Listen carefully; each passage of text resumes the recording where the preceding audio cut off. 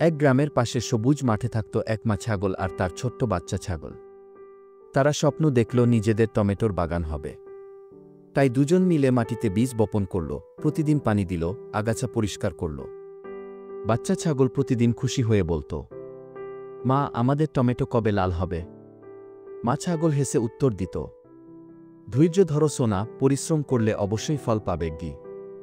দিন যেতে লাগল, অবশেষে গাছে টুকটুকে লাল টমেটো ধরল। মাঠ জুড়ে যেন লাল রঙের কার্পেট বিছিয়ে গেল। আনন্দে বাচ্চা ছাগল লাফাতে লাগল, আর মা ছাগল চোখে সুখের জল নিয়ে বলল, দেখো, আমাদের পরিশ্রম সফল হল। কিন্তু হঠাৎই গাছের ডালে থেকে এক দুষ্টু বানর লাফিয়ে নামল। সে টমেটোগুলো টেনে ছিঁড়তে লাগল, একে একে সব খেয়ে ফেলল। মা ছাগল দৌড়ে গিয়ে তাড়াতে চেষ্টা করল, কিন্তু বানর দুষ্টু হেসে জঙ্গলের ভেতরে পালিয়ে গেল। বাগান ভেঙে যেতে দেখে বাচ্চা ছাগল কান্নায় ভেঙে পড়ল। তখন মা ছাগল তার মাথায় হাত বুলিয়ে নরম কণ্ঠে বলল, কেঁদো না সোনা, আজ টমেটো গেলেও কিছু যায় আসে না। আমরা আবার চাষ করব, এবার আরও ভালো ফসল হবে।